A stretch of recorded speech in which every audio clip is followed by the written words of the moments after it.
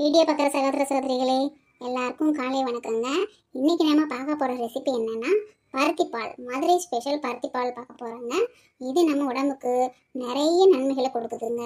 சளி காலத்தில் சளி, இருமல், மூக்கடைப்பு இதனால் ரொம்ப நம்ம அவஸ்தைப்படுவோம். அப்புறம் நமக்கு எந்த மாத்திரை சாப்பிட்டா அது தீரும் அப்படின்ற மாதிரி ரொம்ப அவஸ்தையாக இருக்குங்க. அந்த மாதிரி நேரத்தில் இந்த பருத்திப்பால் செஞ்சு சாப்பிட்டு பாருங்க. சளியிலேருந்து ரொம்ப ரிலீஃப் கிடைக்குங்க. சளி எங்கே போகணும்னே தெரியாது, அந்த அளவுக்கு ஒரு அருமருந்துங்க இது சளிக்கு. இது சின்னவங்க பெரியவங்க எல்லாருமே சாப்பிடலாங்க. இதுக்கு ஏஜ் குரூப்லாம் கிடையாது.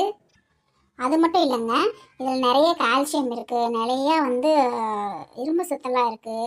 அது லேடிஸ்க்கு ரொம்ப ரொம்ப முக்கியங்க. லேடிஸ் அதிகமான வீட்டு வேலைங்க செய்வாங்க, ஆஃபீஸ் வேலைக்கு போவாங்க. அதனால் அவங்களுக்கு அதிகமாக வேலைகள்லாம் செய்கிறப்போ அவங்களோட எலும்பு சீக்கிரமாகவே தேய்மானம் ஆகுது. ஜென்ஸை கம்பேர் பண்ணும்போது லேடிஸ்க்கு தான் அதிகமான கால்சியம் செலவாகுது. அதனால் இந்த பருத்தி பாலை நீங்கள் மாதத்துக்கு ஒரு இல்லை மாதத்துக்கு 2 தடவை கூட செஞ்சு சாப்பிட்லாங்க, தப்பு கிடையாது. உடம்புக்கு அவ்வளோ ஒரு வலுவான ஒரு ரெசிபிங்க இது. நான் எங்கள் வீட்டில் யாருக்காவது ஜலதோஷம், இருமல் அந்த மாதிரி வந்துச்சுன்னா பருத்தி பால் தாங்க ஃபஸ்ட்டு நான் செய்வேன். ஆஸ்பத்திரிக்கு போகிறோமோ இல்லையோ இதை செஞ்சு முதல்ல சாப்பிடுவோங்க. கண்டிப்பாக ஒரு இம்ப்ரூவ்மெண்ட் கிடைக்குதுங்க. இருமல்லாம் நல்லா கேட்குங்க. அதனால் நீங்களும் உங்கள் வீட்டில் குழந்தைங்களுக்கு, பெரியவங்களுக்கு, யாருக்கு இருந்தாலும் உடம்பு முடியல, அந்த மாதிரி சளி பிரச்சனைனால அவஸ்தைப்படுறாங்க அப்படின்னா இந்த ரெசிபி செஞ்சு கொடுங்க. ரொம்ப ஈஸியான வேலை தாங்க, ரொம்ப கஷ்டமான வேலைலாம் கிடையாது. இது என்னென்னா, இதுக்கு என்னென்ன பொருள் தேவைன்னு இப்போ நான் சொல்லிடுறேங்க. பருத்தி கொட்டை வாங்கிக்கோங்க. இந்த மாதிரி நாங்கள் பருத்தி பால் காய்ச்சிரோன்னு சொன்னீங்கன்னா அதுக்கு இந்த மாதிரி நல்ல பருத்தி கொட்டை கொடுப்பாங்க. அதை வாங்கி நைட்லேயே ஊற வச்சுருங்க. அதை நைட்லேயே ஊற வச்சிட்டிங்கன்னா காலையில் நல்லா ஊறிடுங்க. அதுக்கப்புறமா ஒரு பச்சரிசி கொஞ்சம் போல் எடுத்து நம்ம குழகுழப்புக்கு தகுந்த மாதிரி நீங்கள் எவ்வளோ பருத்தி கொட்டை யூஸ் பண்ணுறீங்களோ அதுக்கு தகுந்த மாதிரி ஒரு 2 ஸ்பூன் இல்லைன்னா 3 ஸ்பூன் பச்சரிசி எடுத்து ஒரு 3 மணி நேரம் ஊற வச்சுக்கோங்க. அப்புறம் கொஞ்சமாக சுக்கு, மிளகு, ஏலக்காய் இது 3 எடுத்து வச்சுக்கோங்க. அப்புறம் தேங்காய் துருவல் கொஞ்சம் எடுத்து வச்சுக்கோங்க. தேங்காய் துருவி எடுத்து வச்சுக்கோங்க. மிக்சியில் துருவலாம் இல்லைன்னா நீங்கள் தேங்காய் துருவியில் துருவி எடுத்து வச்சுக்கோங்க. அதுக்கப்புறமா நாட்டு சக்கரை எடுத்துக்கோங்க. நான் எல்லா ரெசிபிக்குமே மேக்ஸிமம் நாட்டு சக்கரை தாங்க யூஸ் பண்ணுவேன். எனக்கு என்னமோ வெல்லம், கருப்பட்டி, சாதாரண சுகரு இதெல்லாம் விட நாட்டு சக்கரை சேர்க்குறப்போ நம்ம அந்த ரெசிபிக்கு இன்னும் கொஞ்சம் டேஸ்ட்டும் கிடைக்குதுங்க. ரொம்ப நல்லா இருக்குங்க. ஓகேங்க, இப்போ பருத்தி கொட்டை நைட்டில் ஊற வச்சு எடுத்துருக்கோம் இல்லையா, காலையில் எடுத்து அதை நல்லா 2-3 தடவை கழுவிடுங்க. கழுவுனோன்னையுமேவும் மிக்சியில் போட்டு 2 தடவை 3 தடவை அரைச்சி பால் மாதிரி வரும். நீங்கள் அரைச்சிங்கன்னா பால் மாதிரி வரும். தண்ணி அளவாக ஊற்றி அரைக்கணும். ஊற்றி அரைக்கிறப்ப அந்த பால் மாதிரி வரும். அந்த பாலை பிழிஞ்சு நல்லா எடுத்துக்கோங்க. 2-3 டைம் அரைச்சி அந்த பாலை எடுத்துக்கோங்க. எடுத்ததுக்கப்புறம் அது 2-3 டைம் வடிகட்டிடுங்க. ஃபஸ்ட் நம்ம அந்த காயெல்லாம் வடிகட்டுற மாதிரி பெரிய ஜல்லடை மாதிரி ஒன்று வச்சுருக்கோம் இல்லையா, அதில் வடிகட்டிடுங்க. அதுக்கப்புறம் ஃபைனலாக 3ஆவது டைம் வடிகட்டுறப்போ நம்ம டீ வடிகட்டி இருக்கும் பார்த்தீங்களா, அதில் வடிகட்டி எடுத்துருங்க அந்த பாலை. இப்போ அடுப்பை பற்ற வச்சு ஒரு கெட்டியான பாத்திரம் எடுத்துக்கோங்க. ஏன்னா அப்போ தான் அடி பிடிக்காமல் இருக்கும். அந்த பாத்திரத்தில் நம்ம எடுத்து வச்சுருக்கோம் பார்த்தீங்களா பருத்தி பால், அந்த பருத்தி பாலை அதில் சேர்த்து கைவிடாமல் கிண்டணும். அது கொஞ்சம் கொதி வரும். கொதி வரப்போது நம்ம என்ன பண்ணணும்னா, நம்ம ஊற வச்சுருக்கோம் இல்லைங்களா பச்சரிசி, அந்த பச்சரிசி அது கூட ஏலக்காய், சுக்கு, மிளகு இது எல்லாத்தையுமே ஒன்றா போட்டு நல்லா அரைச்சி அதையும் பாலாகவே பிழிஞ்சு எடுத்துக்கோங்க. ஏன்னா நம்ம அந்த பால் குடிக்கிறப்போ அந்த சுக்கு, ஏலக்காய், மிளகாய் வாயில் கடிப்படும். அது ஒரு மாதிரி டிஸ்டர்பாக இருக்கும் இல்லையா குடிக்கிறதுக்கு. அதனால் அந்த அரிசி கூடயே போட்டு எல்லாத்தையுமே அரைச்சிருங்க. பச்சரிசி, ஏலக்காய், மிளகு, சுக்கு 4 நல்லா அரைச்சி எடுத்து பால் மாதிரி பிழிஞ்சு அதையும் வடிகட்டி எடுத்துக்கோங்க. இந்த பருத்தி பால் நம்ம கிண்டிட்டு இருக்கோம் பார்த்தீங்கன்னா அடுப்பில், அது கொதி வந்தோடனேவும் இந்த 4 அரைச்ச பாலையும் அதில் சேர்த்துக்கோங்க நல்லா. இப்போ கைவிடாமல் நல்லா கிண்டிடணுங்க. நல்லா கொதிச்சு அது கொஞ்சம் கொழப்பாக வரும், உங்களுக்கு தெரியும். ஏன்னா பச்சரிசிலாம் சேர்த்துருக்கோம். அதனால் நீங்கள் கைவிடாமல் கிண்டணும், இல்லாட்டினா அடிப்பிடிச்சிக்கும். இப்போது இது ஓரளவுக்கு வெந்து வந்துடும், உங்களுக்கே தெரியும். ஒரு பக்குவமாக வந்ததுக்கப்புறமா நம்ம துருவி வச்சுருக்கிற தேங்காயை அதில் சேர்த்துக்கிறணும்.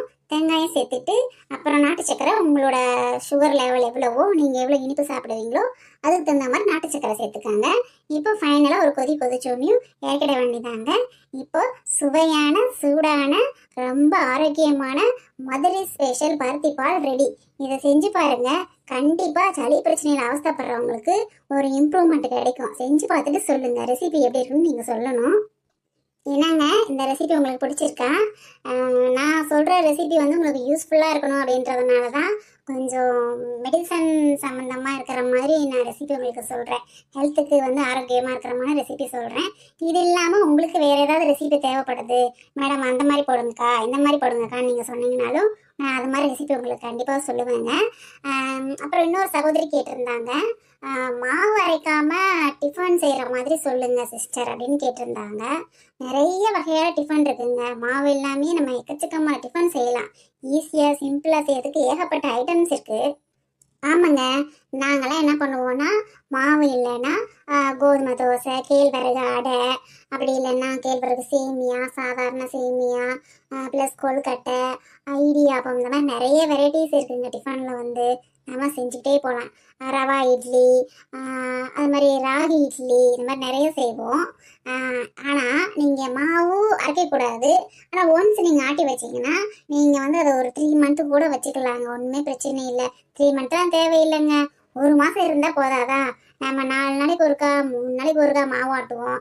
அதுவே நம்ம கஷ்டம்தான். ஆனால் 1 மாதத்துக்கு ஒருக்கா மாவு ஆட்டினா கூட போதும் இல்லையா? அதுக்கு நம்ம என்ன பண்ணணும்னா, நீங்கள் ஒரு கப்போ இல்லைன்னா டம்ளரோ உலக்கோ வச்சுருப்பீங்க அரிசி அளக்கிறதுக்காக. அந்த பாத்திரம் எதுவோ ஒன்று, ஒரு டம்ளர் எடுத்துக்கோங்க. அந்த டம்ளரில் நீங்கள் எந்த டம்ளர் எடுத்தாலும் சரி, சின்னதாக இருந்தாலும் சரி, பெருசாக இருந்தாலும் சரி, அந்த டம்ளரில் இட்லி அரிசி, புழுங்கல் அரிசி இருக்கும் பார்த்தீங்களா, அது ஒரு 4 டம்ளர் எடுத்துக்கிறீங்க. ஃபார் எக்ஸாம்பிளுக்காக நான் சொல்கிறேங்க. உங்களுக்கு எவ்வளோ அளவு தேவையோ அதை நீங்கள் எடுத்துக்கலாங்க.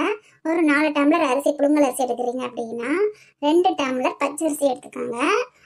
அதே மாதிரி 1 டம்ளர் அவுள் எடுத்துக்கோங்க. வெள்ளை அவுள் எடுத்துக்கோங்க. அந்த கலர் அவுள் எடுத்துடாதீங்க, ஒயிட் அவுளுங்க. அப்புறம் வந்து உளுந்து 1 டம்ளர் எடுத்துக்கோங்க. நீங்கள் எந்த டம்ளர் எடுக்கிறீங்களோ அதே டம்ளர் தான் யூஸ் பண்ணணுங்க. அதில் 4 டம்ளர் இட்லி அரிசி, புழுங்கல் அரிசி, 2 டம்ளர் பச்சரிசி, 1 டம்ளர் அவல், 1 டம்ளர் உளுந்து, இதை எடுத்துக்கோங்க. அப்புறம் ஒரு 2 ஸ்பூன் வந்து வெந்தயம் ஆட் பண்ணிக்கோங்க. அதில் இதை என்ன பண்ணுங்கள், நல்லா வந்து ஊற வச்சுருங்க. நம்ம எப்பயும் இட்லிக்கெலாம் ஊற வைப்போம் பார்த்தீங்களா, 5 மணி நேரம் அந்த மாதிரி ஊற வைப்போம்ல, அது மாதிரி ஒரு 5 மணி நேரம் ஊற வச்சுருங்க. அரிசியை தனியாக ஊற வச்சுருங்க, உளுந்து தனியாக ஊற வச்சுருங்க. இந்த அவல் மட்டும் மதியம் ஊற வைக்காதீங்க. அதை இமீடியட்டாக கழுவி அப்படியே காய போட்டால் போதும், அது ஊற வைக்க தேவையில்லை. இப்போது 5 மணி நேரம் அரிசி ஊறினதுக்கப்புறம் அதை எடுத்து நல்லா தண்ணியை வடிகட்டிட்டு காய போட்டுருவாங்க. அரிசி, அந்த உளுந்து ப்ளஸ் அந்த அவலை லைட்டாக கழுவிட்டு நல்லா அதையும் அதில் போட்டு எல்லாத்தையும் மொத்தமாக காய வச்சுருங்க. அரிசி நல்லா காஞ்சிடணுங்க. ஈரப்பதமே இருக்கக்கூடாது. சுத்தமாக நல்லா கிறிஸ்பியாக இருக்கணும். நல்லா காஞ்சிடணும்.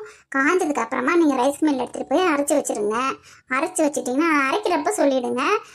அதுக்கு முன்னாடி வேறு மாவு எதுவுமே அரைச்சிருக்கக்கூடாதுங்க. கோதுமை மாவு, கேழ்வரகு மாவு, இந்த சத்து மாவுலாம் அரைப்பாங்க. அந்த மாதிரி அரைச்சதுக்கப்புறம் நீங்கள் அரைக்கக்கூடாதுங்க. ஏன்னா இட்லியோட டேஸ்ட்டு மாறுபடும். ப்ளஸ் இட்லி வந்து கொஞ்சம் வலுவலுன்னு இருக்கிறப்ப ரொம்ப களி மாதிரி ஆகிடும். நீங்கள் இந்த மாதிரி இட்லி மாவு அரைக்கணும் அப்படின்னு சொன்னீங்கன்னா, அவங்க பச்சரிசியோ ஏதாவது அரிசி அரைச்சதுக்கப்புறம் அரைச்சி கொடுத்தாங்கன்னா நல்லாயிருக்கும். அதனால் நீங்கள் வெயிட் பண்ணி கூட அரைச்சி வாங்கிட்டு வரலாம். அதை அரைச்சி நீங்கள் வெளியிலேயே வச்சுக்கலாங்க. ஃப்ரிட்ஜில் வைக்கணும்லாம் அவசியம் கிடையாது. ஏன்னா நம்ம அரிசியை நல்லா காய வச்சு விட்றோம் இல்லையா, அதனால் நம்ம வெளியிலே வச்சுக்கலாங்க. இப்போது நாளைக்கு நம்ம இட்லி சுட போகிறோம் அப்படின்னா முதல் நாள் வந்து ஈவினிங் போல் நம்ம அந்த மாவை எடுத்து நல்லா கலந்து வச்சிடணுங்க. ஈவினிங்கோ இல்லை மத்தியானமோ. அவங்க ஒருத்தவங்க ஒரு புளிப்பு சாப்பிடுவாங்க இல்லையா. சில பேருக்கு இட்லி நல்லா புளிப்பாக இருந்தால் தான் பிடிக்கும், சில பேருக்கு லைட்டாக புளிச்சிருந்தா தான் பிடிக்கும். அவங்களோட டேஸ்ட்டுக்கு தகுந்த மாதிரி நீங்கள் என்ன பண்ணுங்கள், முதல் நாளே இந்த மாவை நல்லா கரைச்சி வச்சுருங்க. மறுநாள் யூஸ் பண்ண போகிறீங்கன்னா கரைச்சி வைக்கிறப்போ அந்த மாவு புளிச்சு நல்லா கொஞ்சம் பொசு பொசுன்னு இருக்குங்க. நல்லா அடுத்த நாள் எடுத்து நீங்கள் இட்லியோ தோசையோ பணியாரமோ என்ன ரெசிபி வேணாலும் செய்யலாங்க. இது ரொம்ப ரொம்ப ஈஸிங்க. மாதத்தில் ஒரு நாள் அரைச்சி வச்சிங்கன்னா மாதம் ஃபுல்லாக யூஸ் பண்ணிக்கலாம். அதில் கஷ்டமே இல்லை. அது மாதிரி இந்த இப்போ சொன்னேன் இல்லைங்க மாவு அரைக்கிறதுக்கு, இது கூட கொஞ்சம் முத்தாமனுக்கு விதை நீங்கள் கடையில் கேட்டீங்கன்னா கொடுப்பாங்க. அந்த விதையும் ஒரு 4-5 ஒரு 4-5 இல்லாட்டா ஒரு 7-8 விதை இதில் ஆட் பண்ணிக்கோங்க. அதாவது நீங்கள் எந்த அளவுக்கு மாவு யூஸ் பண்ணுறீங்களோ அந்த அளவுக்கு தகுந்த மாதிரி அந்த விதையை யூஸ் பண்ணிங்கன்னா இட்லி நல்லா பஞ்சு மாதிரி இருக்குங்க. சூப்பராக வருங்க. நல்லா முத்தாமனுக்கு விதை போட்டிங்கன்னா அதை போட்டு நீங்கள் அரைச்சி எடுத்துருங்க. அவ்வளோ அருமையாக இருக்குங்க இட்லி.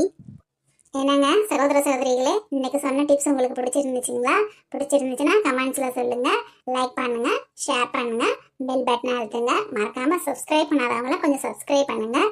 இன்னும் நீங்கள் எந்த மாதிரி டிஷ்ஷில் எதிர்பார்க்குறீங்களோ அதெல்லாம் கமெண்ட்ஸில் சொல்லுங்கள். கண்டிப்பாக சொல்கிறேங்க. நம்மளோட வீடியோ போடுற ஆப் இன்னும் சரியாகலைங்க. அது சரியாக வர வரைக்கும் நான் இந்த சேனலில் கொஞ்சம் குக்கிங் வீடியோ போடுவேங்க. அது சரியானதுக்கப்புறம் நம்ம பழையபடிக்கு நம்ம அங்கம்மா ஃபேமிலி உங்களை வந்து மீட் பண்ணுவாங்க.